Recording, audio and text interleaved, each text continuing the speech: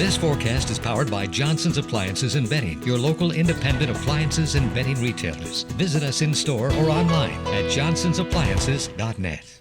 All right, guys, I totally understand that it is very difficult sometimes to head back to work and school on a Monday morning, especially after a really nice weekend. So I figured I would start off with something very positive and upbeat, right? The amount of daylight is increasing. Within the next month, we're going to add almost an hour of daylight onto our calendar, and that right there should put a big smile on your face. Now, we're not technically going to really notice it for the next 30 days. I mean, we got to wait another couple hours before the sun comes up, and it's going down before 5 o'clock. But by February 10th, we'll have 10 and a half hours of daylight. The sun will be going down about 5:30 and coming up before 6 o'clock. And since I start my day so darn early, I look forward to more sunshine in the morning. All right, let's take a look at our big picture. And yeah, we're going to be warm, but we take a significant step back from where we were yesterday and the day before.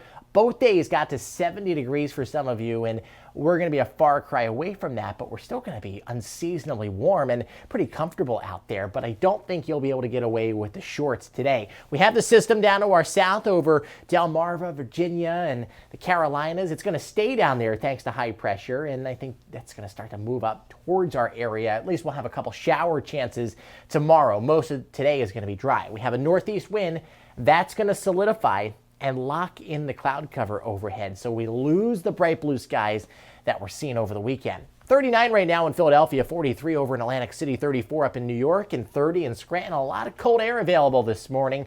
We'll zoom in closer to home, and you'll see these temperatures pretty much consistent, just shy of 40 degrees for most of the region. We'll open the door and take a step outside. As soon as the sun comes up, you'll see a little bit of it. A healthy mixture of clouds and sun. The clouds will ultimately win out.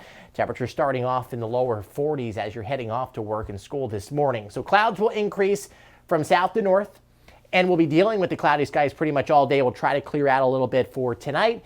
Probably a clear overnight, perhaps some areas of patchy fog. And then tomorrow afternoon, here comes that system with the scattered shower chance. It's not looking like a half of an inch or an inch of rain or anything like that, but we will have to break out the umbrellas for maybe a couple hours during the day. 52 in Hamilton today, 53 for Mays Landing, 53 in Millville, 50 up in Deptford, and 50 right along the coastline.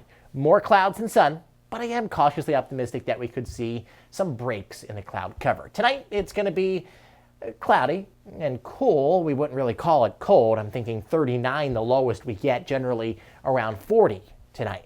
Tomorrow for your Tuesday, 51 across the board, clouds and some sun, and a couple passing showers can't be ruled out of the equation. All right, guys, so I'm sure you heard the rumors of a snowstorm coming our way for this weekend. Now, we are going to see a pattern change. In fact, this upcoming storm is the catalyst that provokes the entire change. And behind the storm, we're looking at sustainable colder air. Now, here's the deal.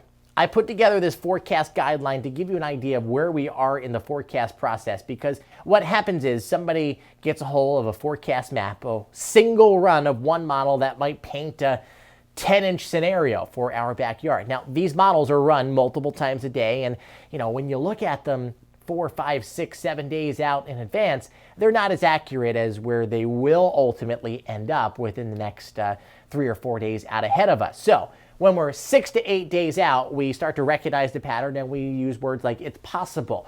Today, since this thing would be coming in on Friday night, we're at stage 2.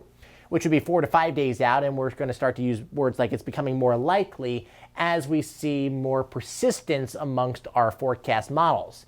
As we get into these categories, then you can start asking yourself, how should I plan and how should I react ultimately? We're nowhere near trying to get a final solution put together, so I am not going to answer your questions of, how much am I getting in Galloway? Because frankly, I don't know. I don't even know if it's going to be all snow.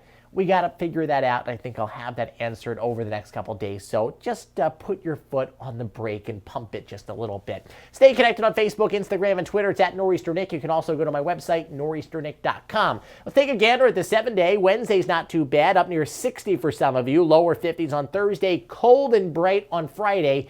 Clouds increase. Precipitation gets here on Friday night. I'm thinking it's a snow over to a quick wintry mix and then over to rain for Saturday afternoon.